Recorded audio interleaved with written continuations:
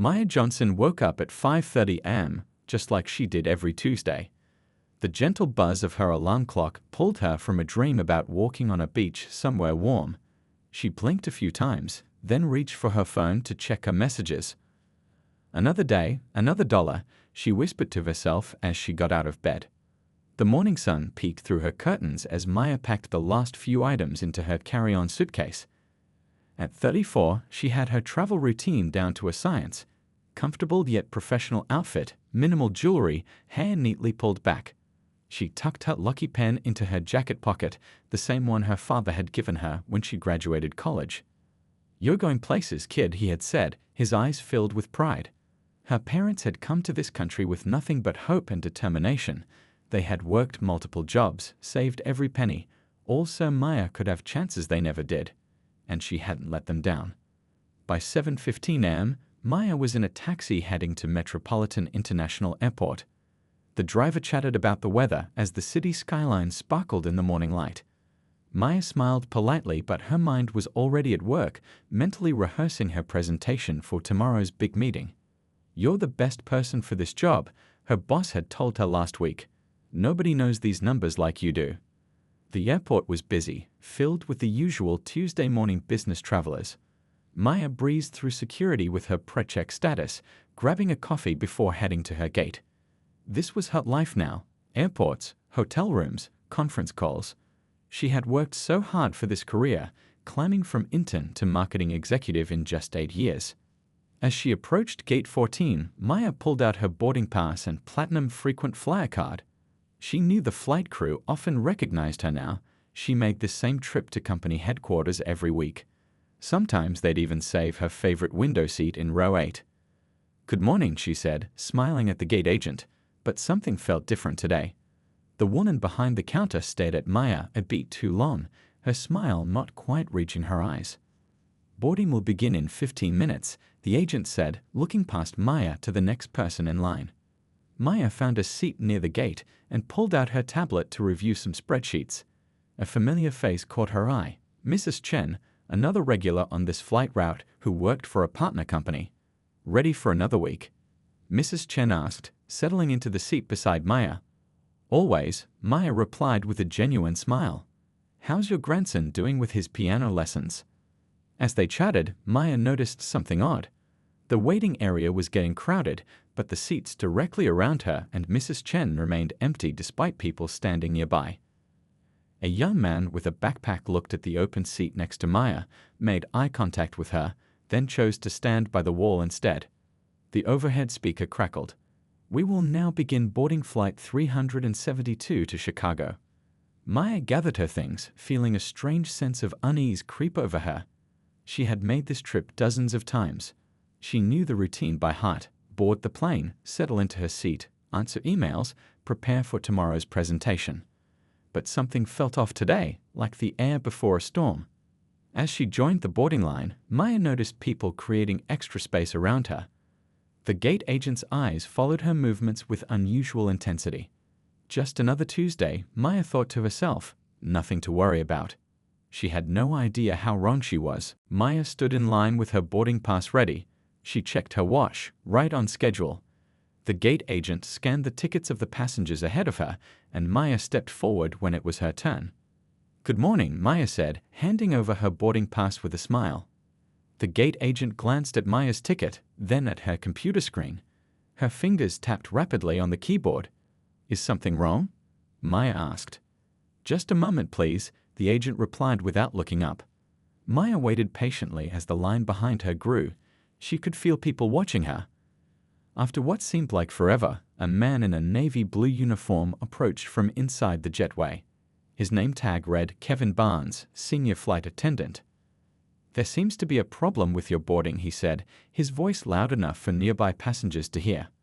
Maya spoke quietly. "I don't understand. I've got my ticket right here. I'm in seat 8A.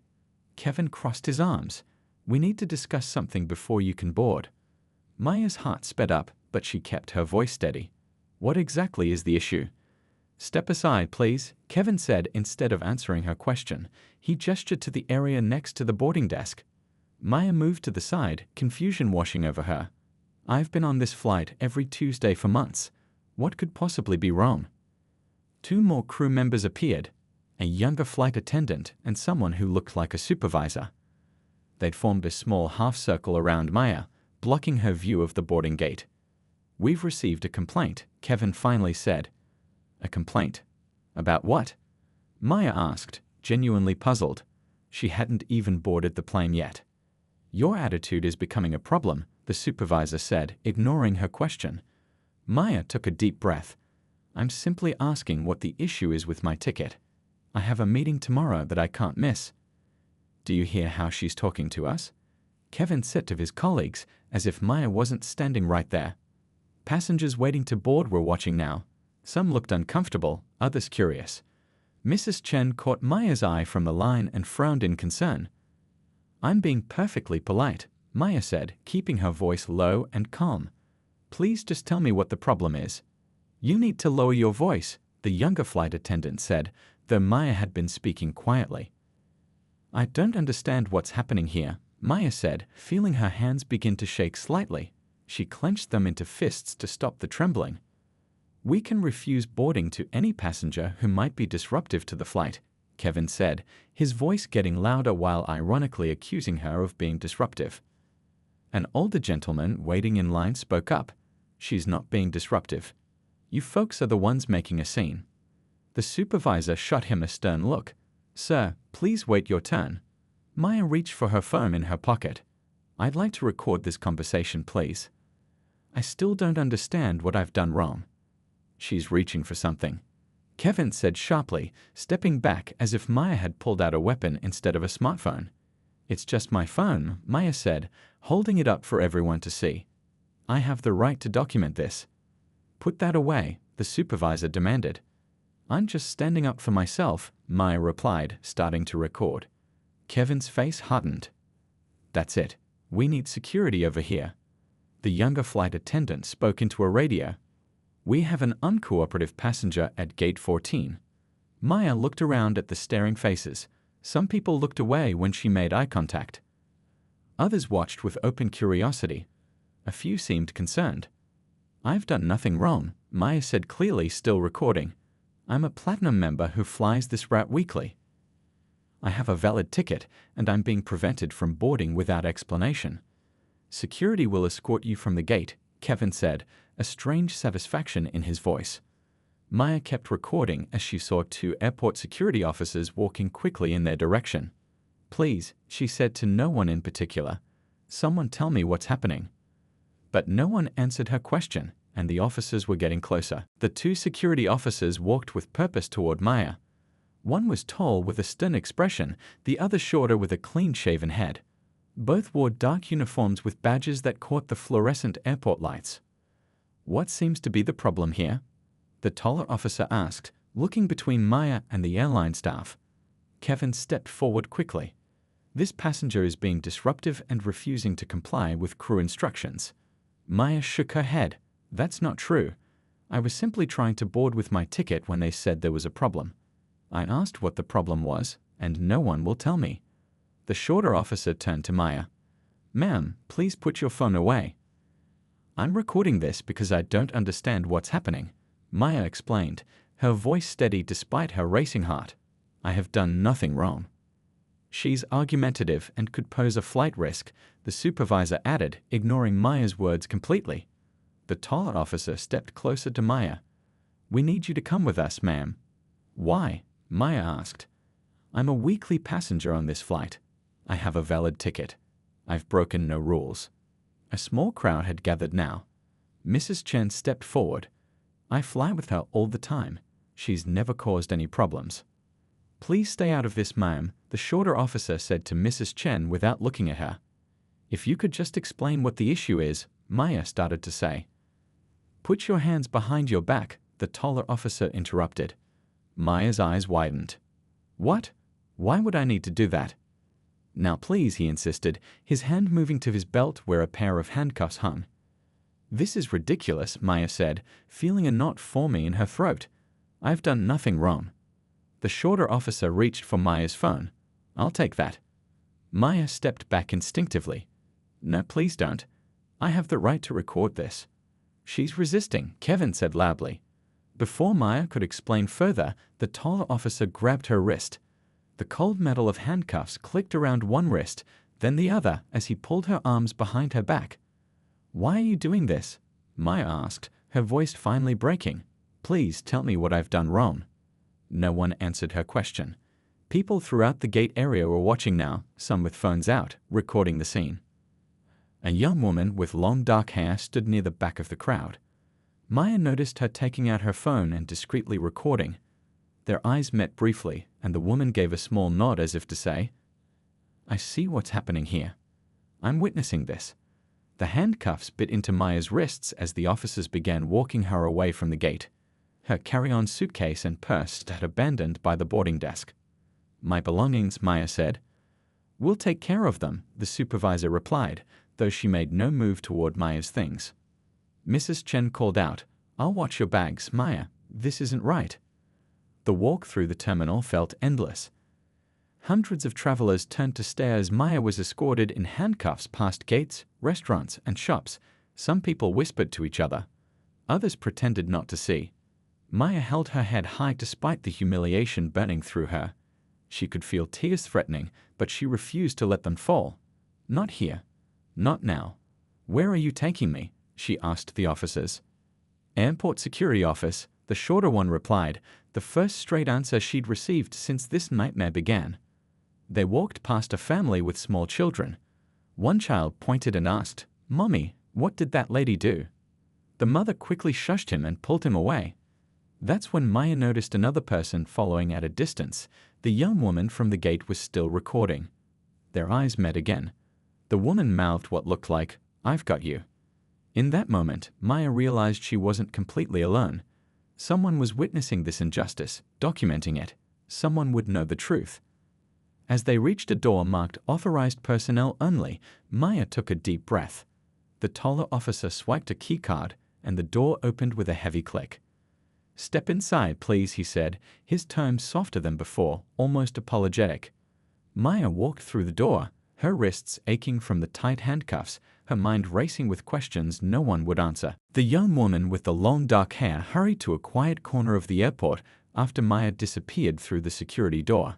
Her name was Eliza, a second-year law student who had been waiting for her own flight when she witnessed the incident. Her hands shook slightly as she looked down at her phone. She had captured everything: Maya's calm questions, the airline staff's refusal to explain, the security officers placing her in handcuffs without cause. This isn't right, Eliza whispered to herself. She opened her social media app and began typing, just witnessed a black woman handcuffed and removed from a flight at Metropolitan Airport. She did nothing wrong. She asked polite questions and was treated like a criminal. We can't keep letting this happen. #FlyingWhileBlack. Eliza attached the video and pressed post before she could second-guess herself. Inside the security office, Maya sat on a hard plastic chair, her wrists still in handcuffs behind her back. The room was small and windowless, with bright fluorescent lights that made her head hurt. Can you please remove these? She asked, shifting uncomfortably. They're too tight. The taller officer looked at his partner, who shrugged. Finally, he took out a key and unlocked the handcuffs. Maya rubbed her wrists, red marks clearly visible on her skin. Thank you, she said quietly. Now can someone please tell me what I've done wrong? A different officer sat across from her, typing on a computer. The flight crew reported that you were being disruptive and refused to follow instructions. That's not true, Maya said firmly. I was simply trying to board with my ticket when they claimed there was a problem. When I asked what the problem was, they refused to tell me. I remained calm the entire time. The officer looked up from his computer. Do you have ID? In my purse, which is still at the gate, Maya replied. Back at the terminal, Eliza's post was already gaining attention. People were sharing it, commenting, expressing outrage. Someone who had been at the gate added their own video showing a different angle of the incident. A local news reporter who followed trending topics noticed the #FlyingWhileBlack climbing rapidly. She made a few calls, confirmed the basics, and posted a short news update that was immediately picked up by larger news outlets. By noon, Maya's story was everywhere. People recognized her from the videos, a professional woman in a business suit being handcuffed for no apparent reason other than asking questions. More passengers from the gate came forward with their own recordings. Mrs. Chen gave a short interview to a news crew that had arrived at the airport, describing Maya as a regular, respectful passenger who had been treated unfairly. "I've flown with her many times," Mrs. Chen told the reporter. "She's always polite and quiet. What happened today was wrong." The airline's social media team was overwhelmed with comments and messages.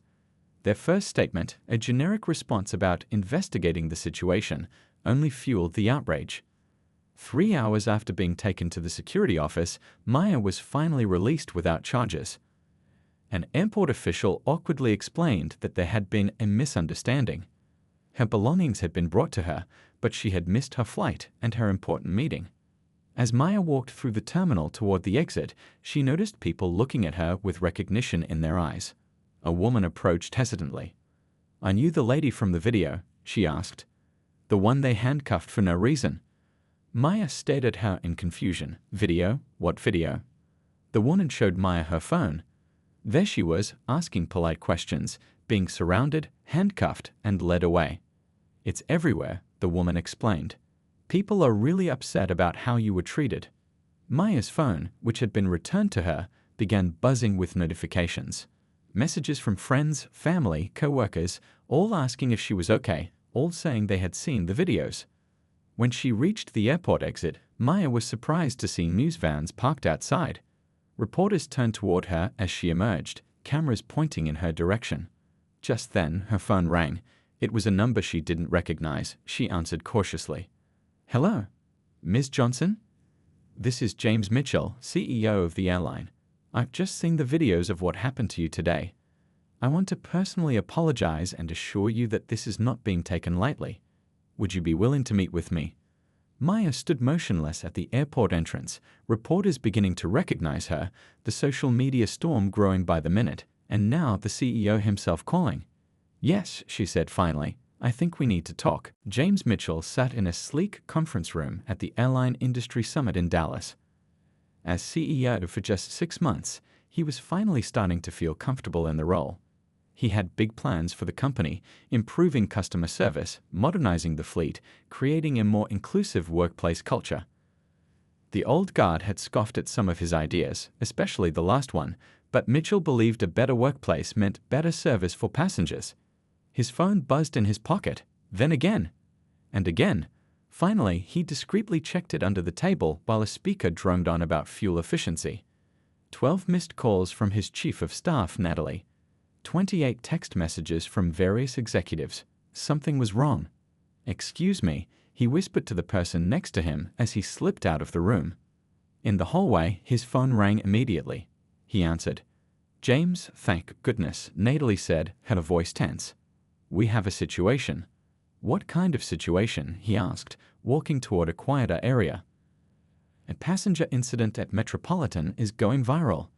Videos showing our staff having a black woman handcuffed and removed from a flight for no apparent reason. It's everywhere. Twitter, Instagram, even national news is picking it up." Mitchell's stomach tightened. "What do we know about what actually happened?" "Operations is saying she was being disruptive and refusing to follow crew instructions. That's the official report from the flight team." "And what do the videos show?" he asked. Natalie hesitated. "They show something different. She appears calm, asking questions. Our staff refuse to answer her and then call security. She gets handcuffed and walked through the terminal. It looks really bad, James. Send me the videos now," he said, "and get me on the next flight back to headquarters." Mitchell found a quiet corner of the convention center and watched the clips Natalie sent. The first showed a well-dressed woman, Maya Johnson according to the captions, standing by the gate, speaking calmly while flight attendants and a supervisor surrounded her. They repeatedly cut her off when she asked questions. When she took out her phone to record, they called security.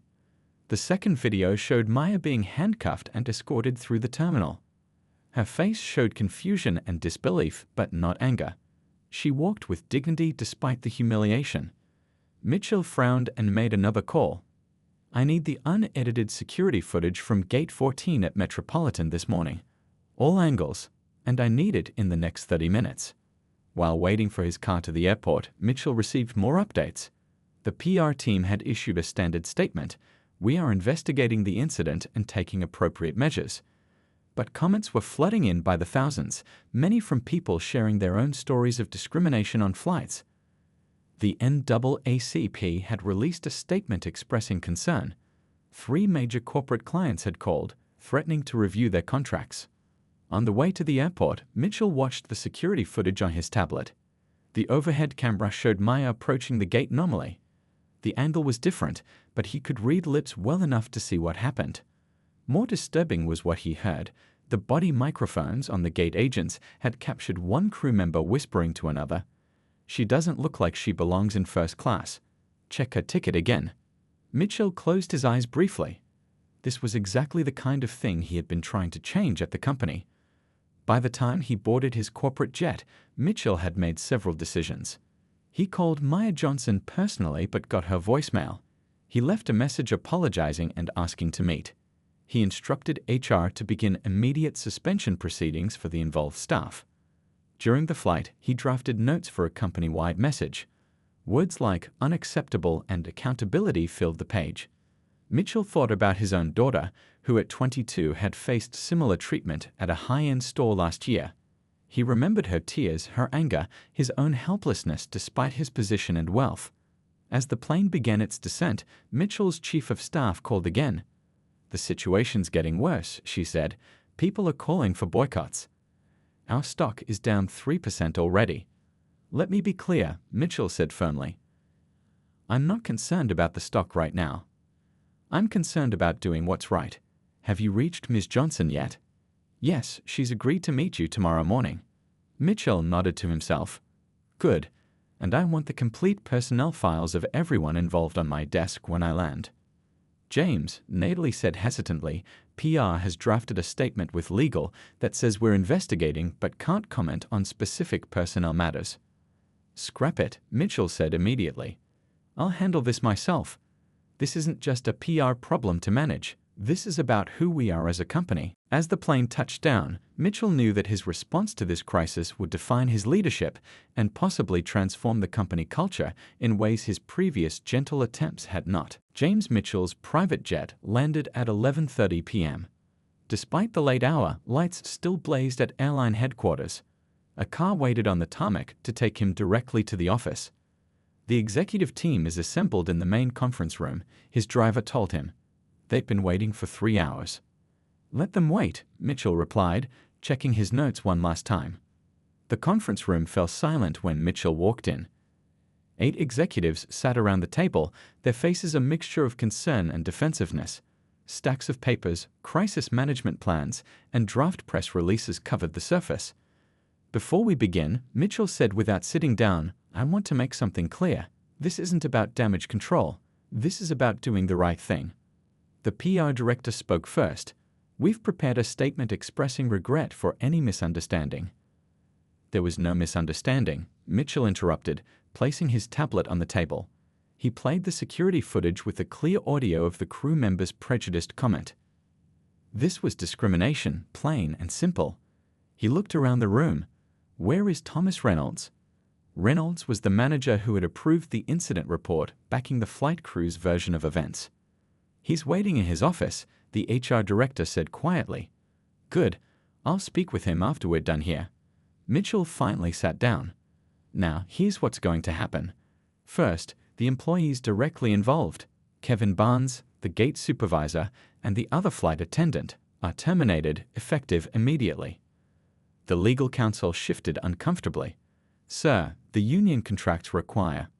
"Check Section 18.3 of those contracts," Mitchell said firmly.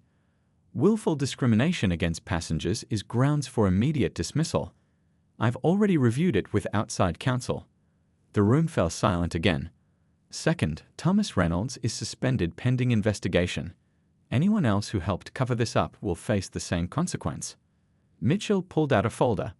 "Third, I'm implementing mandatory anti-bias training for all customer-facing staff, effective next week. The program is already developed. It's the one I proposed 3 months ago that was deemed too expensive and unnecessary." The chief financial officer winced. Fourth, we're establishing a passenger advocacy council with representatives from civil rights organizations. They'll have direct input on our policies and procedures. Mitchell slid a document across the table. Fifth, we're creating a transparent incident reporting system that passengers can access directly. No more internal cover-ups. He stood up again. Lastly, I've scheduled a meeting with Ms. Johnson tomorrow morning. I'll be personally apologizing and offering her a position as co-chair of the Advocacy Council if she's willing. The VP of Operations raised her hand hesitantly. What about the public statement? I'll handle that myself. No carefully worded non-apologies. We're going to acknowledge what happened, take full responsibility, and outline specific actions we're taking to ensure it never happens again. Mitchell glanced at his watch. It's almost midnight. I'm going to speak with Reynolds now, then I'm going home to prepare for my meeting with Ms. Johnson. I expect each of you to have action plans ready by noon tomorrow showing how your departments will implement these changes. After the meeting, Mitchell walked down the quiet hallway to Reynolds' office. The manager stood when Mitchell entered, his face tense. Sir, I can explain. Mitchell held up his hand. I reviewed your report. You wrote that Ms. Johnson was aggressive and confrontational despite video evidence showing the exact opposite. Why? Reynolds swallowed hard. The crew has worked for us for years. I trusted their version of events. Did you watch the security footage? I skimmed it. Mitchell shook his head. You were more concerned with protecting staff than ensuring a passenger was treated fairly. That's not leadership, Thomas. The next morning, Mitchell arrived early at the restaurant where he was meeting Maya. He chose a quiet corner table, away from curious eyes. When she walked in, he stood to greet her. Ms. Johnson, thank you for coming. I'm James Mitchell. Maya studied him carefully before sitting down.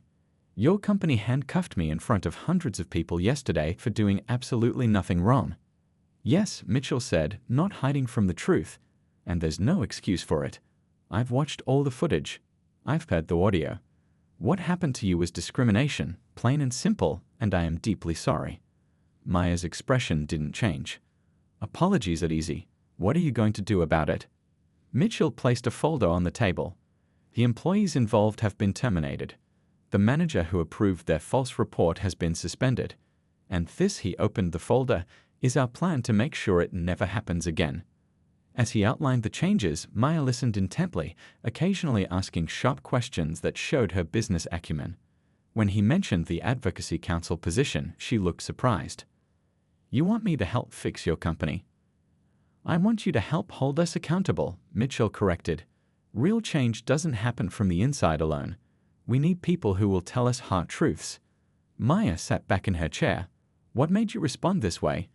Most companies would just issue a generic apology and hope people forget. Mitchell hesitated, then decided on honesty. My daughter faced something similar last year. A high-end store accused her of shoplifting when she was just browsing. I saw what it did to her, how it made her question her worth, her place in the world. And I had promised myself if I ever had the power to address that kind of injustice directly, I would. For the first time since sitting down, Maya's expression softened slightly. I'll consider your offer, she said finally. But actions speak louder than words. I'll be watching what happens next. Mitchell nodded.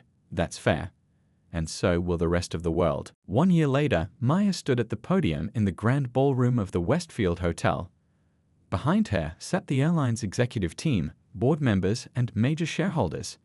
In the audience, hundreds of employees listened attentively. Outside, news crews waited for statements after the annual meeting. When I was handcuffed at the Jetway exactly 1 year ago today, Maya began, I never imagined I would be standing here. The room was completely silent. I accepted the position as co-chair of the Passenger Advocacy Council because I wanted to make sure what happened to me never happened to anyone else. She looked around the room. I stayed because I saw real change happening. On the screen behind her, a slide appeared showing statistics from the past year.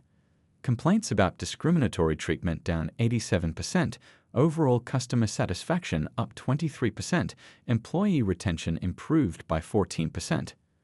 These numbers tell a story, Maya continued. But the real story is about people. about the grandmother who wrote to thank us because staff helped her when she was confused about her connection, about the family who felt welcomed rather than watched, about the young professional who wasn't judged by her appearance but treated with the respect every passenger deserves. In the front row, James Mitchell nodded slightly. The past year had been challenging. Some board members had resisted the changes. A few long-time employees had quit rather than adapt. But the results were undeniable. Maya turned a page in her notes. I want to highlight the 3 initiatives that made the most difference. First, the comprehensive anti-bias training that every employee now receives.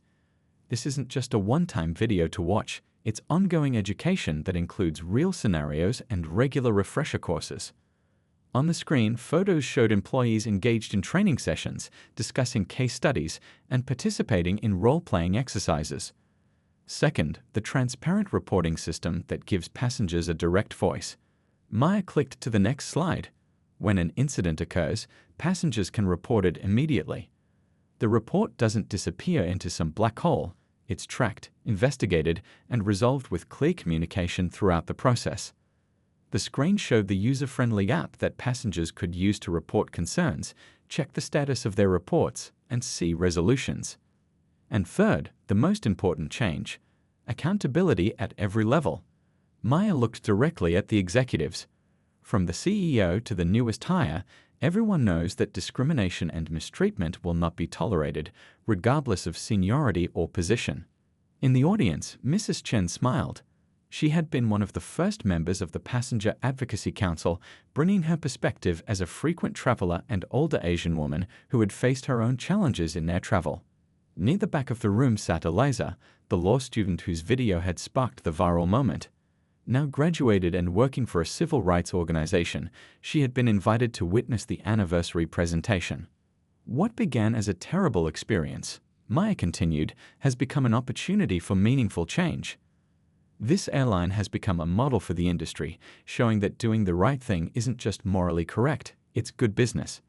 The screen changed to show news headlines from the past year, charting the airline's journey from crisis to industry leader in customer service and inclusive policies. The stock price had recovered and then climbed higher. Corporate clients had returned and brought new business. But our work isn't finished, Maya said firmly. True transformation is ongoing. It requires constant vigilance, honest feedback, and the courage to address problems when they arise. She looked at Mitchell, who nodded again. Their professional relationship had evolved into mutual respect and even friendship over the countless hours spent implementing changes. I want to thank James Mitchell for his leadership during this transformation. When the crisis happened, he could have chosen the easy path, issue a vague apology, wait for the news cycle to move on, maybe make a small donation to a relevant cause. Instead, he chose the harder path of real, structural change. Mitchell hadn't expected the personal acknowledgement. He felt a lump in his throat as he thought about how far they had come. In closing, Maya said, I want to share something I've learned this year. Accountability isn't punishment, it's an opportunity. When we hold ourselves and our institutions accountable, we create space for growth, improvement, and healing. The room erupted in applause as Maya concluded her speech. As she stepped away from the podium, Mitchell walked up to shake her hand. Cameras flashed, capturing the moment, not as a carefully staged photo opportunity, but as the genuine result of difficult, important work.